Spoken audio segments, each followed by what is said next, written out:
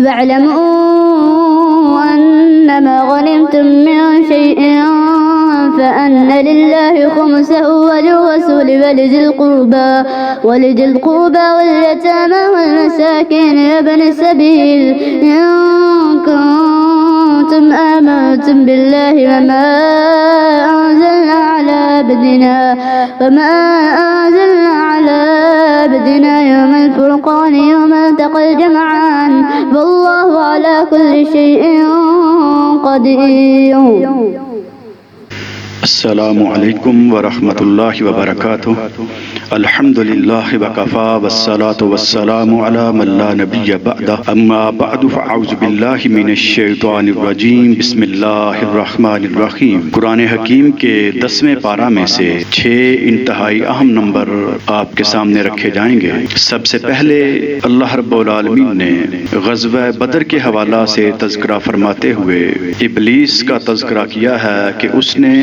سراقہ بن مالک اس کی صورت اختیار کرتے ہوئے مختلف بڑے بڑے سرداروں سے ملاقاتیں کی اور ان کو حوصلہ دیا کہ بھی پیچھے تمہارے گھر محفوظ ہیں، جو باہمی تمہاری چپکلش ہے اس کا خدشہ نہ رکھو، بس مسلمانوں کے مقابلے میں آگے بڑھو. تو اس سے پتہ یہ چلا کہ شیطان مختلف بحروب دھار کے بہروپیہ بن کے لوگوں کو گمراہ کر سکتا ہے. نمبر 2، منافقین کا کام یہ ہے کہ ملت اسلامیہ میں مایوسی اور بددلی پھیلائیں. بدر کے اندر جب صحابہ کرام مارکہ حق و باطل کے لیے کمال کے جذبات کا مظاہرہ فرما رہے تھے تو منافقین بھرپور طریقے سے مایوسی اور بددلی پھیلا رہے تھے. نمبر 3، مجرم گرفتار. دنیا کے اندر ہم دیکھتے ہیں کہ جب کسی مجرم کو گرفتار کیا جاتا ہے، جتنا گھناؤنا اس کا جرم ہوتا ہے اتنی ہی سختی کے ساتھ اس کو اریسٹ کیا جاتا ہے، قابو کیا جاتا ہے، باندھا جاتا ہے اور اس کے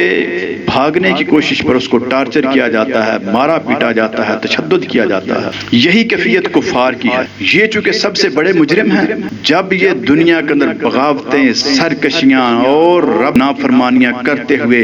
اللہ کے بندوں کو نقصان پہنچاتے ہوئے، اللہ کے دین کو نقصان پہنچاتے ہوئے بالآخر اس دنیا کو چھوڑنے لگتے ہیں، ان کی زندگی کا اختتام ہوتا ہے، تو وہ کسی بڑے شاندار قسم کے بنگلے کے اندر ہی کیوں نہ ہوں، اللہ فرماتے ہیں کہ جب فرشتے آتے ہیں ان کی روح کو قبض کرنے کے لیے، جان نکالنے کے لیے، تو ان کے چہروں پہ مارتے ہیں، ان کی پشتوں پہ مارتے ہیں اور مار مار کے ان کی روح کو نکالتے ہیں. ایک انتہائی اہم نقطہ بیان فرمایا اور ترغیب دی، حکم دیا ملت اسلامیہ کو کہ تیاری کرو، اپنے آپ کو تیار رکھو کفار سے مارکہ آرائی کے لیے، دین حقہ کے غلبہ کے لیے جو کچھ کر سکتے ہو، جو تیار کر سکتے ہو. اس دور کے اندر تیر و تلوار سے منجنیق تک سارا تھا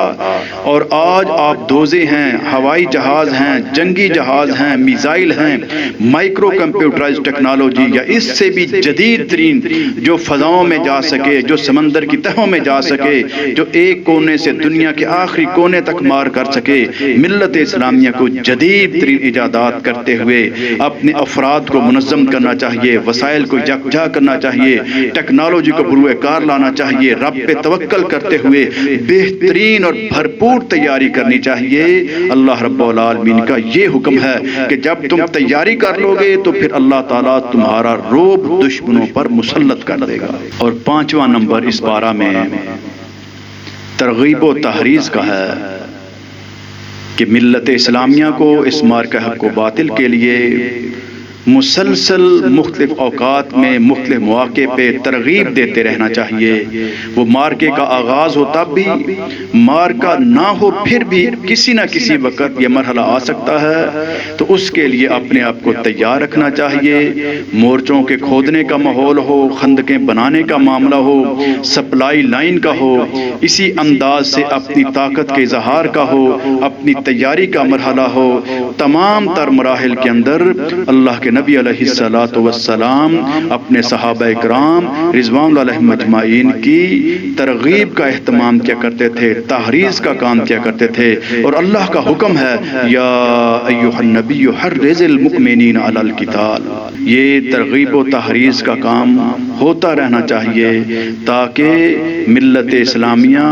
اس وقت یہ جو روزے رکھ رہے ہیں ان کو پتہ چلے کہ جب یہ تحریض و ترغیب صحیح معنوں میں کر دی جائے تو فقط 16 روزوں کے بعد 70ویں روزے امتحان اگر ہو جائے تو بدر کا میدان بتاتا ہے کہ تعداد تھوڑی ہو، وسائل کمزور ہو، اس سب کے باوجود جب بندہ ذہنی طور پہ تیار ہوتا ہے تو اپنے سے 3 گنا بڑے اور مکمل طور پہ مسلح جتھے کو اور گروہ کو اور کفار کو شکست فاش دے دیتا ہے۔ اور آج کے اس خلاصہ کا 6واں نمبر ہے مساجد کی آباد کاری۔ اللہ فرماتے ہیں کہ جو اللہ کے گھر ہیں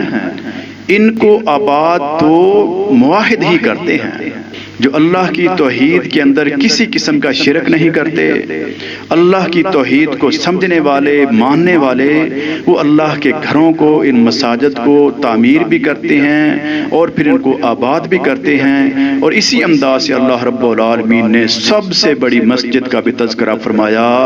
اجعلتم سقایۃ الحاج و عمارۃ المسجد الحرام کمن آمن باللہ والیوم الآخر وجاہد فی سبیل اللہ لا یستوون عند اللہ واللہ لا یہدی القوم الظالمین، کہ وہ لوگ جو بیت اللہ شریف کی آباد کاری کرتے ہیں ان کا جو بلند ترین مقام ہے، سب سے اعلیٰ جو مسجد کے سب سے اعلیٰ متولیان ہیں ان کا تذکرہ فرما کے پھر کمپیئر کیا اپنے ان مخلص بندوں کے ساتھ جو اس کے دین کو غالب کرنے کے لیے اپنا سب کچھ نچھاور کر دیتے ہیں۔ تو ان مساجد کو بھی آباد کرنا چاہیے اور مساجد میں سے آؤٹ پٹ لینی چاہیے، جو مسجد حرام سے ملی، جو مسجد نبوی سے ملی، ہماری ان مساجد کو بانجھ نہیں ہونا چاہیے۔ ہر وہ کام ہمیں کرنا چاہیے مساجد میں جو نبی مکرم علیہ الصلوۃ والسلام نے کیا ہے، وہیں سے نبی علیہ الصلوۃ والسلام نے پھر پوری دنیا کو مسخر کیا۔ اللہ ہمیں بھی اس کی توفیق عطا فرمائے کہ ہم بھی صحیح طریقے سے قرآن حکیم کو سمجھیں۔ آج اللہ کے فضل و کرم سے